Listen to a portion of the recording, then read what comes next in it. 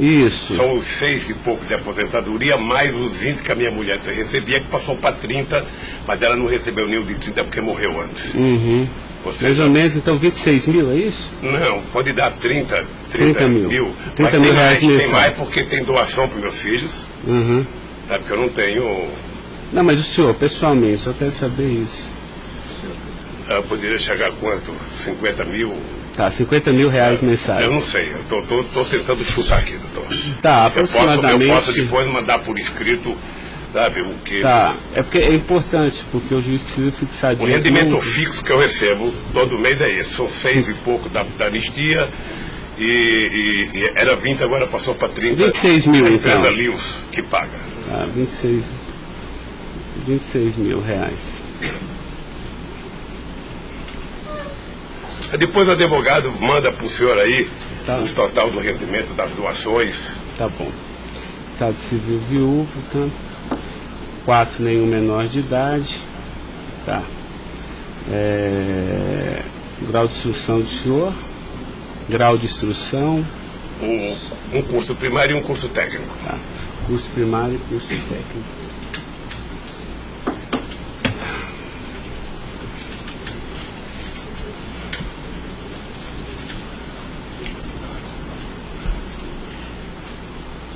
Me dê uma caneta aí, Caio, por favor.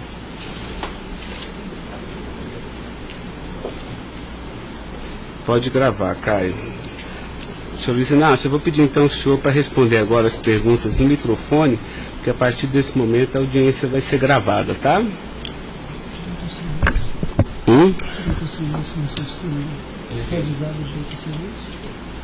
Eu vou avisar ele agora. Vou falar da acusação e vou avisar. Tá? Tá pronto, cara? Tá. Senhor Luiz Inácio, esse momento é o momento do seu interrogatório, tá?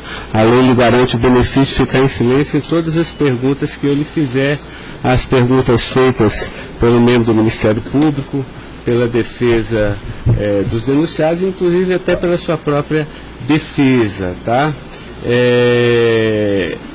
Existem 2 denúncias aqui nessa ação penal, envolvendo Delcídio do Amaral Gomes, André Santos Esteves, Edson de Siqueira Ribeiro Filho, Diogo Ferreira Rodrigues, Luiz Inácio Lula da Silva, o senhor, José Carlos Costa Bunlai e Maurício Barros Bunlai, tá? E em síntese, a denúncia fala da existência de uma organização criminosa, tá? Pelo menos do dia 1º de fevereiro de 2015 até 20 de novembro de 2015. E a denúncia narra que todos esses denunciados teriam se esforçado para evitar ou para menos modular e conseguiram retardar a celebração de um acordo de colaboração premiada entre o Ministério Público Federal e Nestor Severo, tá? Depois a denúncia narra que um crime de patrocínio infiel, tá? Cometido pelos denunciados também, e de exploração de prestígio, tá? Bom, o senhor tem conhecimento desses fatos, tá? Né? Eu lhe pergunto, esses fatos que são descritos na denúncia são verdadeiros, falsos? Eu queria que o senhor fizesse uma explanação cronológica do que aconteceu envolvendo a sua pessoa. Os dados são falsos. Eu queria aproveitar a oportunidade, doutor Ricardo, para dizer ao senhor que eu faço política desde os 23 anos de idade. Comecei em 1968 pelo movimento sindical. Depois fizemos as greves mais importantes desse país, depois do regime militar. Depois resolvemos que o sindicato já era muito limitado para a luta democrática desse país, resolvemos criar um partido político.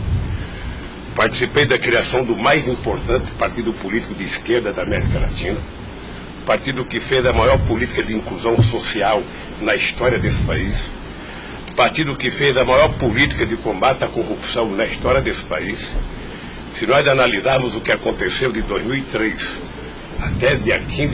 até dezembro de 2014, a gente vai perceber que o Ministério Público, a Polícia Federal, a Controladoria Geral da República nunca tiveram, e a Controladoria nunca tiveram tanto apoio e tantas mudanças legislativas para melhorar a eficácia do combate à corrupção como nós fizemos.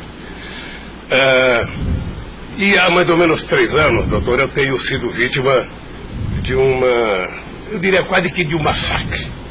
Ou seja, eu acho que todos aqui têm dimensão do que é um cidadão que foi presidente da República, que foi considerado o mais importante presidente da história desse país, que saiu com 87% de aprovação de bom e ordem, que fez com que o Brasil fosse respeitado no mundo inteiro e virasse protagonista internacional, de repente é pego de surpresa por manchete de jornais, por notícias na televisão, todo dia, todo santo dia, no café da manhã, no almoço e na janta, alguém insinuando, tal empresário vai prestar uma delação e vai acusar o Lula. Tal deputado vai prestar uma delação e vai acusar o Lula. Agora vão prender fulano, agora vão pegar o Lula. Agora vão pegar fulano e vai prender o Lula. Prenderam o Odebrecht, vai delatar o Lula. Prenderam o Aoaete, vai delatar o Lula. Prenderam o Bunlai, vai delatar o Lula. Prenderam o Delcídio, vai delatar o Lula. Prenderam o Papa, vai delatar o Lula. Eu esperando pacientemente. Por isso eu estou muito, muito orgulhoso e prazeroso de estar aqui para poder, na frente de um juiz imparcial, contar a versão desse fato. Primeiro, me ofende profundamente a insinuação de que o PT é uma organização criminosa. Me ofende profundamente, porque é o mais importante partido criado nesse país, criado pelos trabalhadores, dirigido pelos trabalhadores, e que fez nesse país o que ninguém nunca fez. E combater a corrupção não é virtude, é uma obrigação moral e ética. E isso eu aprendi com uma mulher que nasceu e morreu analfabeta. Segundo, esse partido conseguiu fazer com que as instituições fossem fortalecidas. O Ministério Público tinha um apelido de engavetador.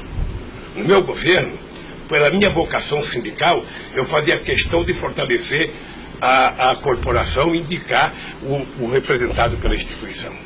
A Polícia Federal, quantos processos eram engavetados, quantas pastas sumiram nesse país.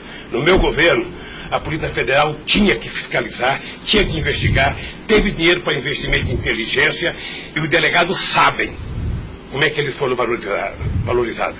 E eu dizia, só tem um jeito de ninguém ser pego nesse país, é ser honesto, é não fazer nada errado. Pois bem, a Controladoria Geral da República não existia. Era uma peça de ficção quando eu cheguei no governo. Eu coloquei primeiro o ministro Valdir Pires, ex-governador da Bahia, depois eu coloquei um juiz, o nosso amigo Jorge Age, que quem conhece sabe que não brinca em serviço. E ele sabe que a ordem que ele receber é o seguinte, olha, tem que controlar e tem que fazer com que as pessoas saibam que honestidade não é mérito, é obrigação. Pois bem, e agora eu estou nessa... Só sabe o que é levantar todo dia, sabe, achando que a imprensa está na porta de casa porque eu vou ser preso? Ah, porque não sei quem delatou Lula vai ser preso, porque não sei quem delatou Lula vai ser preso. E eu tenho dito, eu duvido, antes, durante e depois, os que estão presos e os que vão ser presos, que tenha um empresário ou um político que tenha coragem de dizer que um dia me deu R$10, ou que tenha coragem de dizer que um dia o Lula pediu 5 centavos para ele.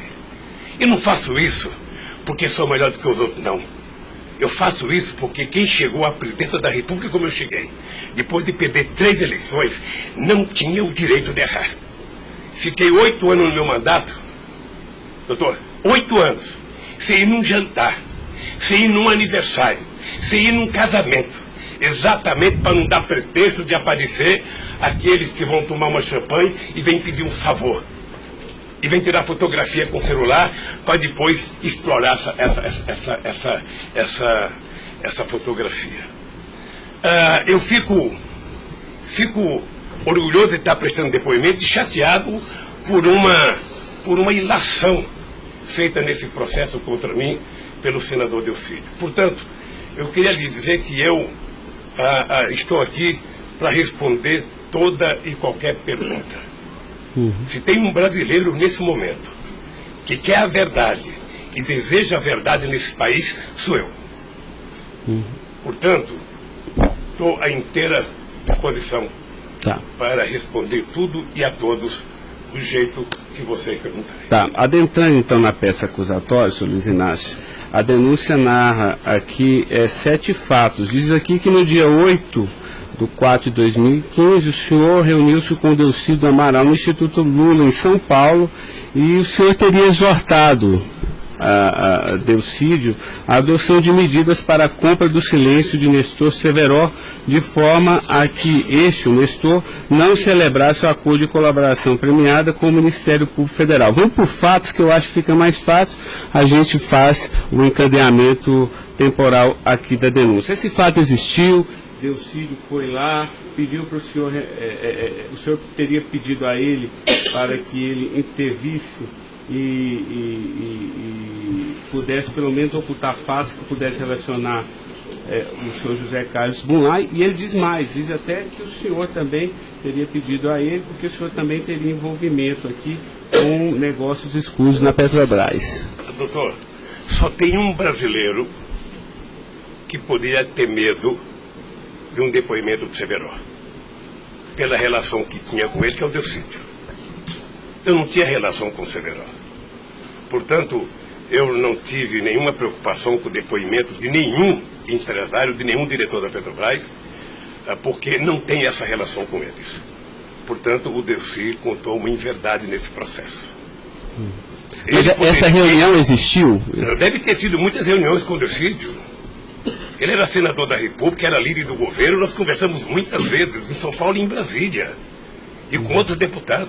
Lá no Instituto Lula. Várias vezes o Delcídio esteve lá. Várias vezes. Ok. Eu iria perguntar por fatos aqui, mas assim, pelo que o senhor está falando, senhor, ele teve lá, o senhor admite que conversou com ele, mas não houve essa conversa para adoção de medidas, o senhor teria pedido para ele, porque o senhor, José Carlos Bunlai é amigo do senhor. Doutor Ricardo, deixa eu dizer uma coisa.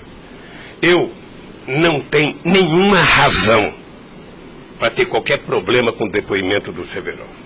Mas nenhuma razão. Não o conheço, não tive convivência com ele. Portanto, o depoimento do Severo era um problema para o Delcídio e não para mim, que teve uma convivência com ele ainda no governo anterior, antes do meu governo, quando foi diretor de óleo e gás da Petrobras. Não foi comigo. Tá, não surgiu essa conversa, então. Não surgiu, não se tocou. Se o senhor falar da Lava Jato? Doutor, da Lava Jato, hoje no Brasil, a gente fala no café, no almoço, na janta e ainda depois da novela. Mas não Porque só passa isso na televisão. Mas não se tocou no nome do Severo. Não tocou no nome. E muito menos no nome do Bunlai. Sabe, de que foi pedido coisa para o Bunlai. É um absurdo. É um absurdo. Eu não sei o que o Delcídio esperou fazer com isso. Certamente, depois de preso alguns dias, as pessoas começam a encontrar um jeito de sair da cadeia e resolve jogar a culpa em cima dos outros. Como é que o senhor reagiu quando ele foi preso? Eu tive uma reação que eu sei que ele não gostou, quando ele citou que o juiz da primeira corte, do Superior Tribunal, ele tinha conversado com ele. Eu disse, esse cara é um imbecil, sabe? Porque, mas nem na morte você citaria se você teve ou não uma conversa com a Suprema Corte sobre um processo. Foi essa reação que eu tive e ele me parece que não gostou da minha reação. Eu fiquei sabendo pela boca de alguns advogados que ele ficou muito chateado porque eu disse que ele era um imbecil. Eu não quis ofendê-lo, apenas achei que a atitude foi equivocada. Tá, eu tenho mais alguns questionamentos, mas depois eu faço na medida que os temas forem agitados aqui pelas partes, tá? O Ministério Público tem perguntas, doutor? Bom dia. Acabei não vendo a sua chegada, mas não revelo. Em nenhuma dessas reuniões o Delcídio comentou sobre o receio que ele teria sobre as delações do Severo? Não, ele não comentou, mas era sabido por todo mundo que acompanha todo esse processo da relação histórica do Delcídio com o Severo. Tem até um livro publicado por uma jornalista da revista Veja que mostra claramente a relação do Delcídio com o Severo. Era muito antiga, sabe? No governo passado, no governo anterior ao meu, porque ele chegou, acho que até a ser ministro interino de Minas e Energia. O senhor acredita que a referência ao seu nome tenha sido útil para o Delcídio conseguir a delação premiada? Olha, por tudo que eu vejo todo dia na imprensa, eu acho que tem alguém instigando de falar meu nome. Eu fico sabendo de notícia, não sei se é verdade, nos blogs, nos colunistas, de que todo dia alguém vai prestar depoimento e fala o nome do Lula, cita o nome do Lula, cita o nome do Lula. Eu canso de ouvir isso todo santo dia, sabe? É bem possível que eu vi uma entrevista dele na Globo News que parecia que tinha recebido o prêmio Nobel da delação, a disfarçatez, sabe? Como ele estava se desenvolvendo, eu fui no Roda Viva. Ou seja, depois que fazem a bobagem que fez, se é que fez, ele teria que jogar nas costas de alguém. Primeiro, sabe, a minha relação com o Delcídio era uma relação institucional. E ele sabe disso. Voltando um pouco, o senhor poderia explicar a sua relação com o Bunlai? Veja, eu conheci o Bunlai na campanha de 2000. O PT governava o estado do Mato Grosso do Sul e eu precisava fazer uma gravação para um programa de televisão da campanha para falar com o setor do agronegócio. E aí o governador do PT disse que tinha um amigo lá e me levou na fazenda dele, me parece que em Miranda. E eu fui nessa fazenda, uma boa fazenda. Até depois eu fui pescar nessa fazenda, fiquei 4 dias no Rio Miranda, não peguei nenhum peixe. Mas gravei um programa que foi um programa de sucesso. Depois eu ganhei as eleições e depois estabeleci uma relação com o Zé Carlos Bunlai. Qual é o conhecimento ou participação que o senhor teve na questão do empréstimo do Banco Chain ao PT que teria sido feito com a intermediação do Bunlai? Eu não, já disse isso, eu não tenho nenhum... Fiquei sabendo de que o Bunlai tinha feito um empréstimo pela imprensa. O senhor teve conhecimento de que para quitar esse empréstimo houve a contratação pela Petrobras da empresa Chain Engenharia na questão Fiquei da sabendo também pela imprensa, e me parece que numa pergunta que o Ministério Público já me fez. Após esses fatos, sobre a saída do Cerveró do posto da diretoria da Petrobras, há uma informação na denúncia relativa a divisões de indicações por partido de diretorias na Petrobras. A diretoria de abastecimento seria normalmente indicada pelo PP, diretoria de serviços pelo PT, diretoria nacional pelo PMDB. O senhor tem conhecimento disso? Veja, deixa, doutor Ivan, dizer uma coisa que me parece que está virando costumeiro isso no depoimento, que é a falta de compreensão do que significa um governo de coalizão em qualquer parte do mundo. E parece que tem pessoas com dificuldade de compreender isso. Aliás, no depoimento do presidente Fernando Henrique Cardoso, ele foi muito bem ao explicar o que é um governo de coalizão. Quando você ganha uma eleição no regime presidencialista de coalizão, você tem que montar o governo. Você precisa construir uma maioria no Congresso Nacional para você poder montar o governo. E você não monta a maioria com quem você quer. Porque se você pudesse, você pegaria só suplente que não foi eleito. Mas como o suplente não vota, você tem que fazer um acordo com quem é eleito, com quem tem mandato. E obviamente que você pode fazer um acordo programático, e nesse acordo programático você pode fazer um acordo de participação no governo. Então os partidos que compõem a base do governo participam do governo, indicam ministros, indicam cargos. Todas as pessoas indicadas são pessoas com mais de 30 anos da Petrobras. Eu já disse no depoimento, sabe, que vocês vão ter que ouvir muita gente, o Conselho Fiscal da Petrobras, o Conselho de Administração da Petrobras, sabe, para saber se havia denúncia de corrupção, porque quando nós indicamos as pessoas e quando os partidos indicam, ou seja, se aparecer alguma denúncia de corrupção e aparecer no GSI, essa pessoa não é indicada. Porque qual é o critério? O partido tem um ministro, o partido tem uma bancada. Essa bancada conversa com o ministro. Se indicar um nome qualquer, esse nome vai para a Casa Civil, da Casa Civil passa para o GSI, que é o Gabinete Institucional, faz um levantamento, eu não sei aonde, sabe? E se não tiver nenhuma denúncia, essa pessoa é mandada para o Conselho de Administração e o Conselho de Administração indica. Não é o presidente da República que indica, é o Conselho de Administração. É assim que funciona em qualquer lugar do mundo. Mas, presidente, mas só uma questão relativa a isso. Existe um vídeo no YouTube em que o senhor está inaugurando uma plataforma que o senhor realmente fala que no seu governo a Petrobras se tornou mais transparente e que o senhor participava mais das decisões da Petrobras. É de uma plataforma em Angra dos Reis, isso foi em 2010. Então, deixa, doutor. Aí eu estou lhe perguntando para o senhor explicar. O senhor se lembra desse discurso? Eu sei que é muita coisa, mas eu estou até com um vídeo aqui e eu queria lhe perguntar isso. Senão a gente pode até passar. É que a imprensa dizia que eu vivia fazendo assembleia. Eu fui o presidente que certamente mais visitei a Petrobras.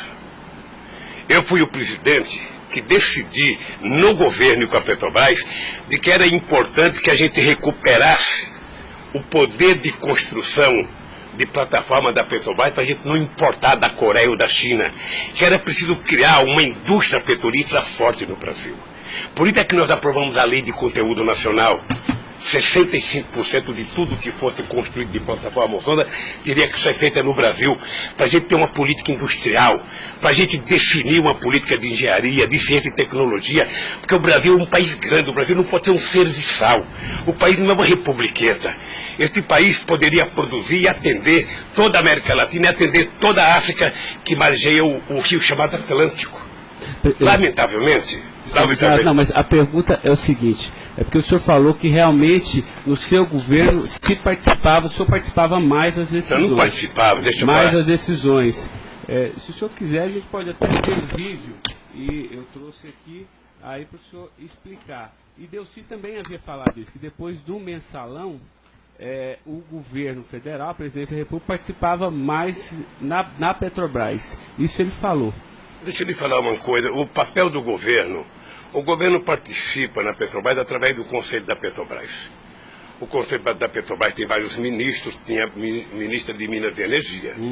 Tá? Eu, durante todo o tempo da Petrobras, eu só participei de uma reunião de definição da política estratégica da Petrobras. A discussão de investimento para os próximos 20 anos.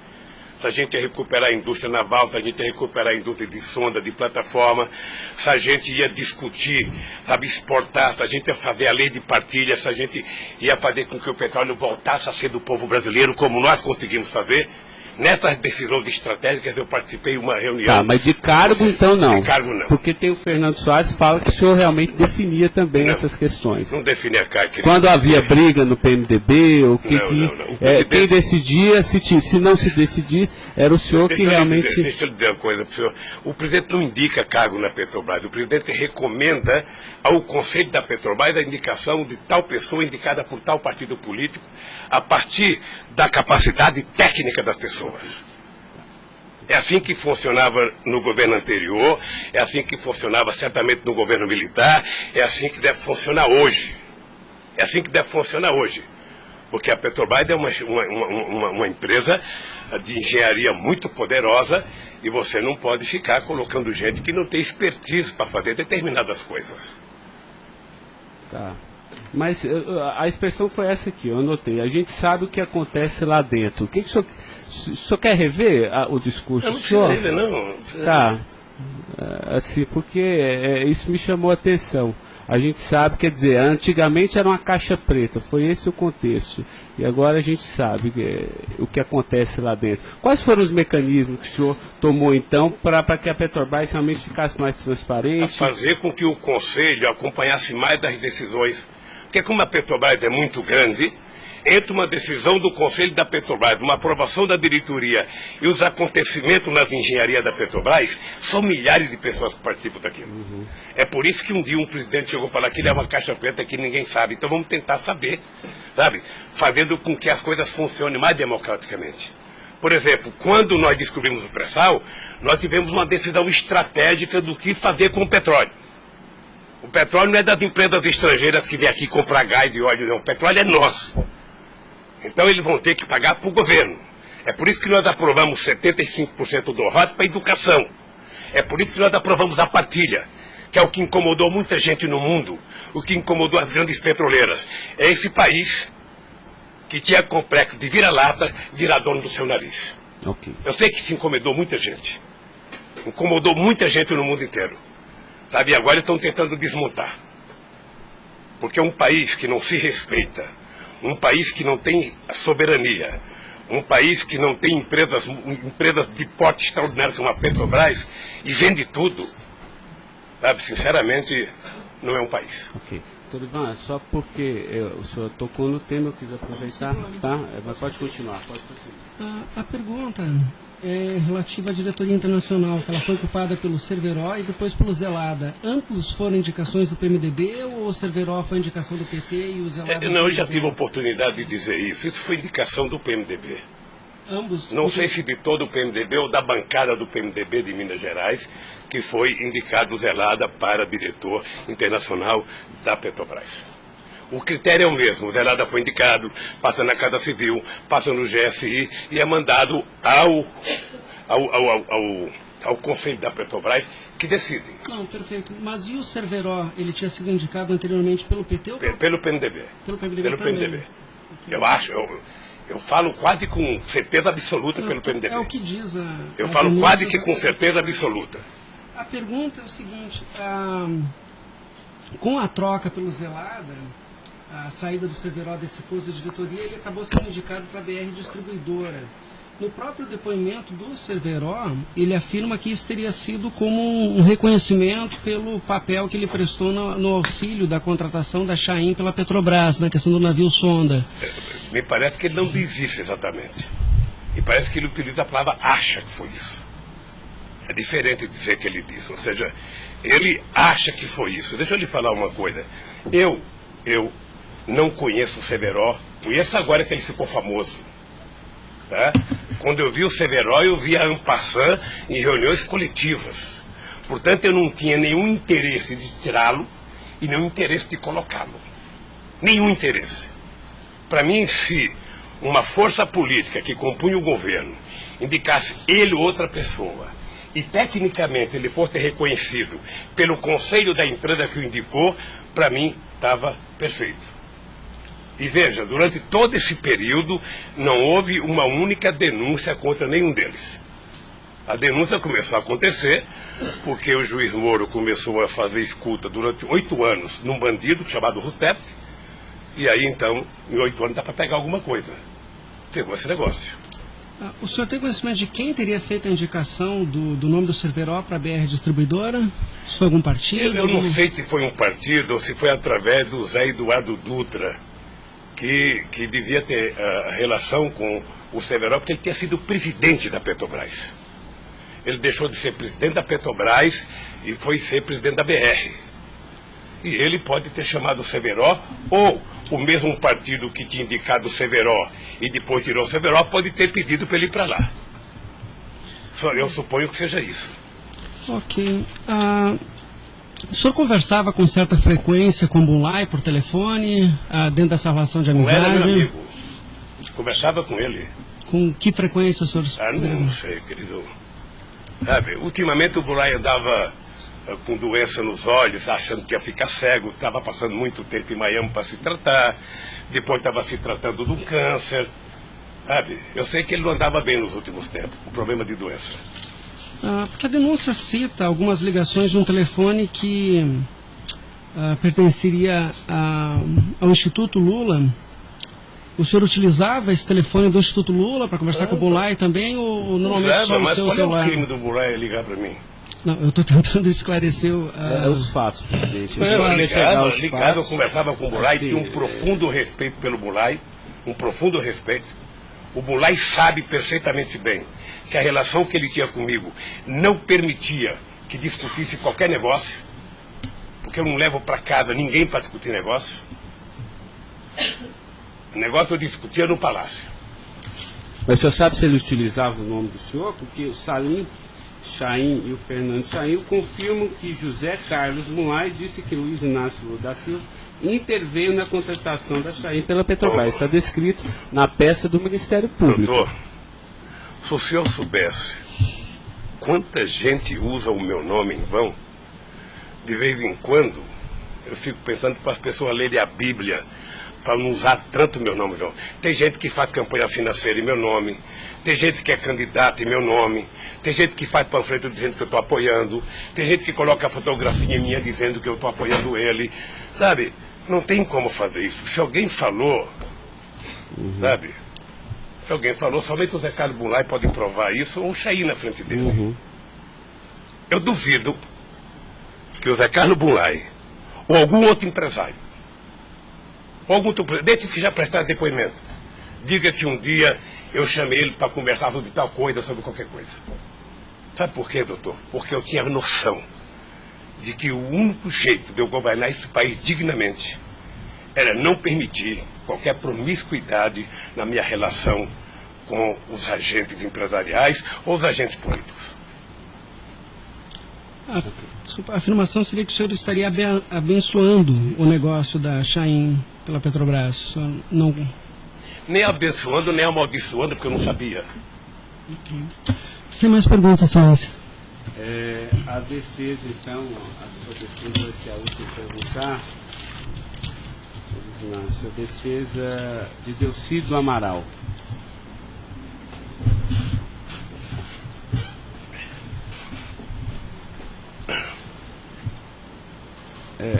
Doutor, alguém vai ter que sair para ele perguntar, tá? Da mesa para que...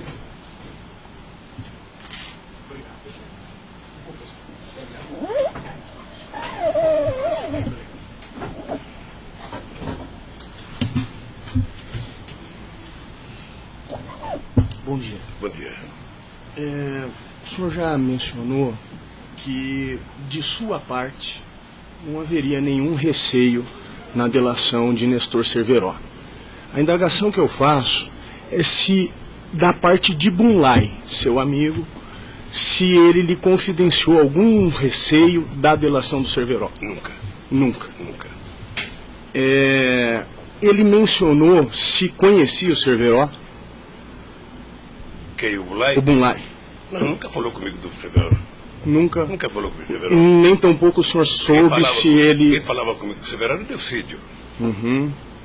Que era amigo do Cerveró. Amigo do filho do Cerveró. Perfeito. O senhor tem conhecimento se a delação do Nestor Cerveró foi utilizada como um dos fundamentos para a condenação do senhor Bunlai? Não tenho. Não tem conhecimento. Não tenho. Tá certo. Eram só essas as indagações. Excelência, muito obrigado. Obrigado, senhor vice-presidente. A defesa de André Esteves tem questionamentos? Não tem? A defesa de Edson Siqueira Ribeiro Filho.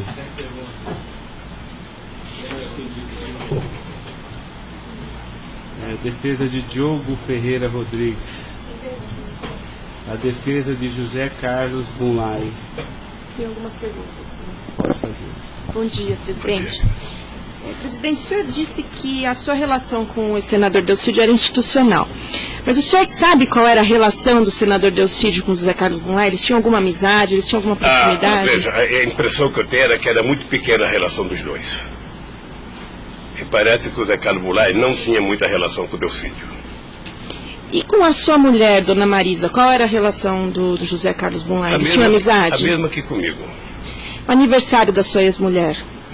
Quando ela fazia aniversário? Ele ia no aniversário da minha mulher. Mas o dia do aniversário dela? Dia 7 de abril. O senhor sabe se ele fez alguma ligação para ela no aniversário dela? A ligação do dia 7, eu já fiquei sabendo da ligação do dia 7. Bem. É o mínimo que eu esperava dele, que ele ligasse para ela para dar os parabéns. É só isso, obrigada. Tem alguma pergunta? Tá.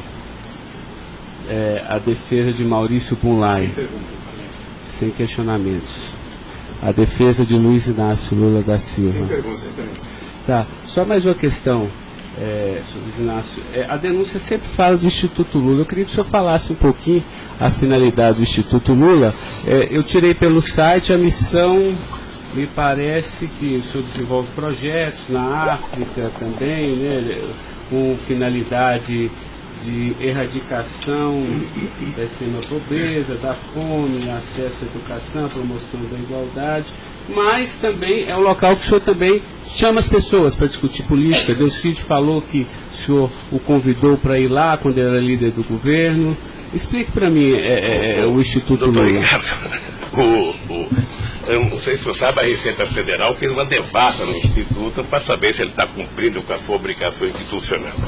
Veja, eu quando deixei a presidência da República, eu falo isso apenas com o objetivo de explicar. Muita gente pode achar que eu sou arrogante, eu sou petulante. O doutor Ivan, no primeiro depoimento, eu disse isso para ele. Mas ou seja, é crime, viu? quando eu deixei a presidência da República, por conta do povo brasileiro, eu tinha sido presidente, quase que o presidente mais importante do mundo nos 10 primeiros anos do século XXI. Esse país virou protagonista internacional. Esse país passou a participar do G8, coisa que nunca participava. Esse país ajudou a construir o G20. Esse país participava do BRICS com muita importância. Esse país participava do IBAS entre Brasil, África do Sul e Índia. Esse Brasil criou a Unasul, criou a CELAC, onde pela primeira vez a gente fazia uma reunião da América Latina sem participação dos Estados americanos. Esse país não deixou a ALCA entrar aqui. Esse país construiu o Conselho Nacional de Defesa para se contrapor à quarta frota americana, depois que nós conseguimos o pré-sal, que eles reinauguraram a quarta frota. Nós criamos o Conselho de Defesa. Então, nós fizemos a maior política de inclusão social da história desse país. 36 milhões de pessoas saíram da extrema pobreza e 40 milhões ascenderam à classe média. Isso é uma Argentina, isso é uma Colômbia.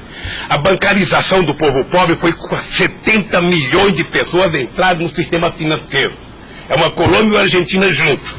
Tudo isso em 12 anos. Olha, eu saí da presidência e eu queria fazer com que a América Latina e a África adotassem as políticas públicas que nós adotamos no Brasil. O programa Luz para Todos. O programa PA, que era a compra de alimento para o pequeno produtor. O Minha Casa Minha Vida. O Bolsa Família. O aumento do salário mínimo. Durante 12 anos, todos os funcionários públicos tiveram aumento nesse país. Houve reajuste de carreira, houve aumento do salário mínimo, aumentamos as exportações, aumentamos o mercado interno, uma demonstração de que o pobre não era problema, o pobre era a solução. Eu gostava de ir para a África para dizer para os presidentes. Uma vez até fiquei com medo de Angola, porque eu, depois da minha palestra, eu me dei conta da quantidade de general que tinha lá dentro. E eu falei o seguinte: é preciso diminuir o dinheiro das Forças Armadas e colocar dinheiro para os pobres. Porque o pobre não entra no orçamento. O Poder Judiciário entra, porque tem poder de pressão. Os sindicatos organizados entram. Sabe? Todo mundo entra, o pobre não entra. O pobre está lá, desgraçado, abandonado, ninguém olha por ele. Agora, coloque ele no orçamento. Deixe ele começar a ir no shopping. Deixe ele começar a comprar carne, comprar iogurte, comprar meia, comprar sapato.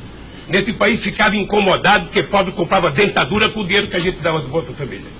E eu queria ensinar isso, eu queria ensinar as pessoas a compreenderem que o pobre no Brasil e no mundo seria a solução se a gente desse a ele o mínimo necessário. Foi por isso que eu não quis criar um ONG, criei um instituto para poder viajar o mundo tentando mostrar o exemplo do que esse país fez em tão pouco tempo. Mas o que Delcídio, porque ele disse aqui que algumas vezes o senhor chamou ele lá. Em que ele se encaixa aí? É que eu não sabia, doutor. Porque sabia, assim, realmente, eu entendi, a política está de acordo com o estatuto aqui do Instituto Lula, mas assim, por que o senhor chamou ele lá? Ele falou assim, muitas vezes o presidente Lula, e de vez em quando eu ia com cortesia também. Deixa eu lhe falar, ele foi muitas vezes conversar comigo, ele era líder do governo. Como outros senadores foram conversar comigo. Cada vez que o Delcídio ia no hospital sírio-libanês fazer um check-up ou uma consulta, ele falava: presidente, eu estou aqui no Sírio, eu posso passar aí? Passa, meu filho. Mas o senhor não tratava dessas questões do Instituto? Discutia desde Flamengo, abaixo da Gama, Corinthians, Palmeiras, porque quando duas pessoas se encontram, conversa-se tudo. Sim. Mas não era política institucional do Instituto, isso que eu estou perguntando. Política institucional do Instituto, é que eu talvez tenha cometido erro. Sabe que eu deveria ter alugado uma sede do lado, e quando eu discuti esse instituto, ficava numa cadeira, quando eu discutia outra coisa, mudava para outra cadeira. Eu achei desnecessário. Eu achei que a civilização não exigiria essa burocracia toda, porque tem uma coisa de burocracia. Eu sou o mesmo ser humano, eu sou presidente de honra do PT, eu sou ex-presidente da República, eu era presidente de honra do Instituto. Eu não decidi as coisas pelo Instituto. O Instituto tem uma diretoria. Eu apenas estava lá. Eu era a figurinha carimbada do Instituto. Era para ele fazer merchandising. Aqui o Lula. Vai conversar com o Bill Clinton, fala com o Lula. Vai conversar com o Tony Blair, fala com o Lula. Vai conversar com o Chirac, fala com o Lula. Vai conversar com o Angela Merkel, fala com o Lula. Sabe, eu tive o prazer, doutor Cláudio, de ser o ex-presidente da República, que em todas as viagens do mundo que eu fiz, depois de deixar a presidência, era recebido pelos presidentes. Esse era o status quo do Brasil. Hoje nós estamos numa situação em que o presidente não tem coragem na Bolívia. Então o país, que era um motivo de orgulho, virou um motivo da tristeza. Pela pequenez que esse país tomou dimensão nos últimos anos. Não, eu não estou emitindo nenhum juízo de valor, mas assim, o que eu quero saber é assim, o senhor também chamava pessoas como o líder do Delcídio para conversar sobre outros assuntos. Chamava dirigente sindical, chamava gente do LGBT, chamava negro, chamava índio, chamava todo mundo. Isso. Ali, eu vou dizer uma coisa, sabe qual é o apelido do Instituto? Sabe? Não sei, nunca fui. Posto Ipiranga. Lamentavelmente é assim. Mas não é por causa do Instituto, é por causa do personagem. Sabe? Então todo mundo fala, tem problema em tal lugar? Posto Ipiranga. Tem problema em tal lugar? Posto Ipiranga. E sabe que eu tenho orgulho disso. Eu tenho muito orgulho de fazer 36 anos que eu deixei o movimento sindical e ainda sou amigo de todos os sindicalistas, de todas as correntes, da Força Sindical à CUT. Sou amigo de todos os partidos políticos. Então, se isso é um pecado, se isso é um erro jurídico, se isso incomoda o Ministério Público, a Polícia Federal, sei lá quem, eu vou alugar uma salinha na porta e sento lá e atendo e vou deixar em paz, porque não é possível. Não é possível, sinceramente, doutor, eu quero lhe agradecer a oportunidade de vir prestar esse depoimento. Eu estou com muita coisa na garganta para falar. Eu estou cansado de ver procurador dizer que não precisa de prova, que ele tem convicção. De juiz dizer, eu não preciso de prova, eu tenho fé, vou voltar com fé. Eu quero provas, alguém tem que dizer, qual é o crime que eu cometi, aonde que eu cometi. Chamar o PT de organização criminosa, se dependesse de mim, cada deputado do PT, cada vereador do PT, cada militante, abrir um processo para quem dizer provar qual é a quadrilha. Porque eu estou cansado, doutor. 71 anos de vida, eu cansei. Cansei de ver as instituições que eu ajudei a criar desde a Constituinte para valorizá-las, desprestigiadas por comportamento pessoal. Gente que não pode abrir a geladeira, que deu a luz já começa a dar declaração. Gente que liga o barbeador, começa a falar achando que é o microfone do rádio. Eu cansei disso. Eu sempre valorizei o Ministério Público. Eu sempre valorizei a Polícia Federal. E sempre valorizei o Poder Judiciário. Os ministros podem lhe dizer. Eu indiquei quase todos. Nunca pedi para eles um favor pessoal. E não peço. Porque a instituição tem que ser forte, não para me ajudar, para garantir a democracia desse país. Lamentavelmente, tem pessoas que não pensam assim. Eu, quando vejo um jovem procurador ir para a televisão falar 1h30 e depois dizer, não me peçam provas, eu tenho convicção, não dá, doutor. Não dá para aceitar isso como uma coisa séria nesse país que está jogando a cada vez mais a oportunidade de se transformar num país grande. Nós quase chegamos a ser a 5ª economia mundial. Quase chegamos. Por mediocridade não chegamos. Então eu lamento profundamente. Eu gostaria que meu depoimento fosse tudo numa semana só. Para mim poder desvendar os mistérios todos. E acabar com essa hipocrisia. Fulano vai prestar depoimento, fulano vai delatar, fulano vai não ter das coisas, fulano, e o Lula vai ser citado. Quem sabe está na hora de chamar o dono da Globo, da Record, da Bandeirantes para prestar depoimento para ver se eles me delatam. Porque o que eles dizem que vão me delatar, eu duvido que tenham coragem de me delatar, porque não tem nenhuma prova e nunca conversaram comigo sobre qualquer crime. Doutor, eu aprendi a andar de cabeça erguida. E sabe que custa muito. Para quem nasce na elite, não precisa nada. Mas para quem vem lá de baixo, sabe, não deixar ninguém colocar cangaia no seu pescoço, não é fácil. Esses dias eu sei de uma história, de um depoimento, de um processo que eu abri contra uma jornalista, até vou contar isso que ninguém sabe aqui. E eu acusei uma jornalista que falou, em qualquer país democrático do mundo, ela seria presa, porque ela falou de um presidente da República. E ela foi prestar julgamento. E a advogada, acho que a nossa advogada, me chamou de doutor. Aí o juiz começou a rir. Ah, mas ele não é doutor? Ele não é doutor? Como é que você chama ele de doutor? Não, estou chamando ele de doutor porque ele tem vários diplomas de doutor honoris causa. O juiz deu uma gargalhada e pouco tempo depois inocentou a jornalista. Eu vou recorrer até a Suprema Corte. Aos 71 anos eu não sei quanto tempo de vida que eu tenho, mas eu tenho fé em Deus de ver essa jornalista ser julgada. Porque, em nome da liberdade de imprensa, ninguém pode avacalhar a vida dos outros. Ninguém pode. E o que eu estou vendo nesse processo? Tem gente que acha que eu sou contra a Lava Jato. Pelo contrário, eu quero que a Lava Jato vá a fundo para ver se acaba com corrupção. O que eu sou contra é tentar criminalizar a pessoa pela imprensa e não pelos autos do processo. O que eu sou contra é execrar, é condenar. Eu conheço pessoas que tivessem liberdade seriam mortos na rua. Tal é. Sabe quantas horas eu tenho de notícias negativas contra mim no Jornal Nacional em 8 meses, 16 horas? Nenhum político do mundo aguentaria isso.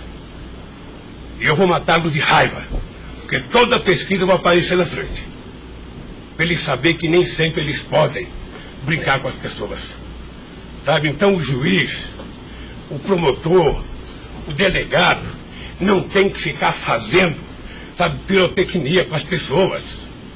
A primeira apura, investigue e condene. Quando condenar, bote na cadeia. E acabou. Sabe, não é tirando fotografia de criança, mostrando casa, mostrando não sei das quantas, inventando mentiras, inventando ilações. Então, quero lhe dizer que o senhor está diante de um homem que está disposto a prestar tantos quanto depoimentos for necessário.